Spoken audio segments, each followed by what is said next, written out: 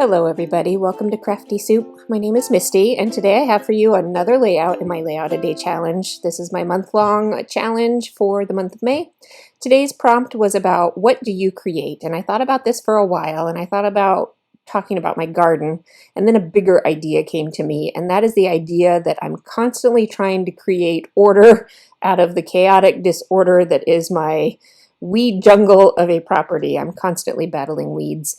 And so I am going to use all of these photos on a 2-page spread. Now today I just have for you page 1, and it's the simpler of the 2 pages, but I am going to show you this technique of how to fit all these photos on a big layout. So I am using these pocket, what are they called? Flips? I think they're called pocket flips, and they're from Simple Stories, and they come in various sizes. So I'm going to be using the 4x6 size because I did print all my photos out. Now, because there's going to be so many photos on here, it is going to be heavy. So I am going to create this on top of a piece of chipboard, and this was just a piece I recycled from an order of scrapbooking supplies.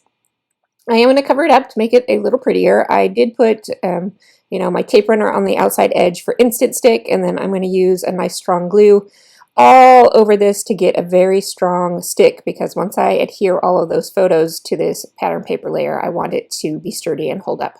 And I am going to really give it a good rub down so that it sticks well. And then I did cut that pattern paper just a little bit bigger to give myself a wiggle room for being imperfect with lining things up.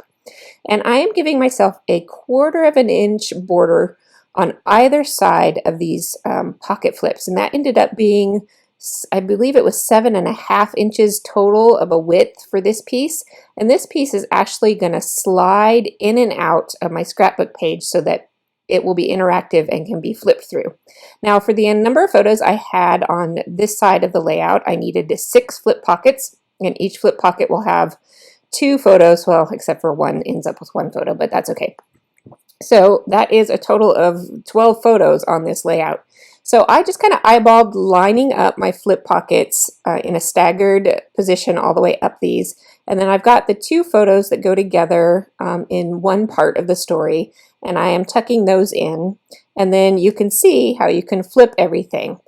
So the next step of this layout is to create the base page slider. So I am using this is Basil double thick white cardstock, so it's a little heavier than typical cardstock. So once it's in the album, I think that'll be okay to hold the weight, but the part that pulls out with all the photos needed to be the heavier piece. I am decorating up this base cardstock with some pattern paper, and these were just things I pulled out of my stash that kind of had an outdoorsy, gardeny vibe. And this is, I believe, an Amy tangerine piece, and it's kind of this navy blue vine, and I really like it. So now here I am kind of thinking through my math as I go. And I'm going to create these rails for this piece to slide in, much like drawers have rails that slide in and out. And I create the rails by scoring at 3/4 of an inch and then trimming at another 1/4 of an inch. So it's a total of 1 inch altogether.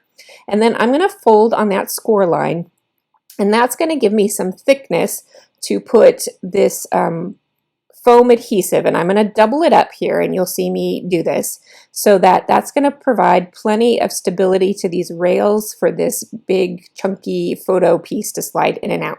So I just folded that 1 inch foam tape in half, and then I'm going to butt up the folded half, because that folded half is sticky. I'm going to butt it up against the folded part of my rail there, and that's going to cover up the sticky to prevent it from touching anything else, and also that folded bit will hide the sticky some as well, so it's doing 2 jobs there. Now I did plan it too big, and that's okay because you can just easily slide it down and trim it off. And then I'm going to position my sliding photo element there, and I am going to figure out how to get this rail to line up without sticking to the edge.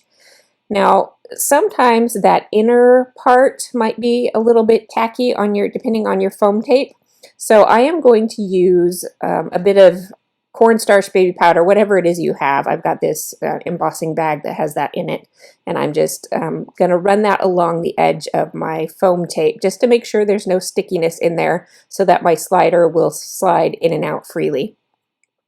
So that is the main part of this project today. I am going to go ahead and put my title on this side of the layout, and the other side will be fairly similar, but I will add my journaling to that side. And I probably won't film that part just because it's the same technique going on, just with the addition of the journaling. And I might do something a little interesting with the journaling.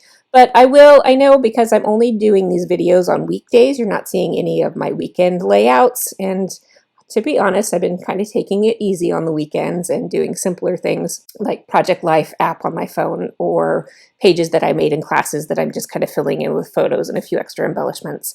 So they haven't been that exciting, but I will come back in a future video, show you page 2 of this layout, how I'm going to approach my journaling. I think I want to number all my photos and my journaling so all the bits of the story can work together. But I hope you enjoyed this interactive, heavy photo slide out project. So I will be back tomorrow with yet another layout for my Layout a Day challenge. I do hope you'll join me then. I will see you next time.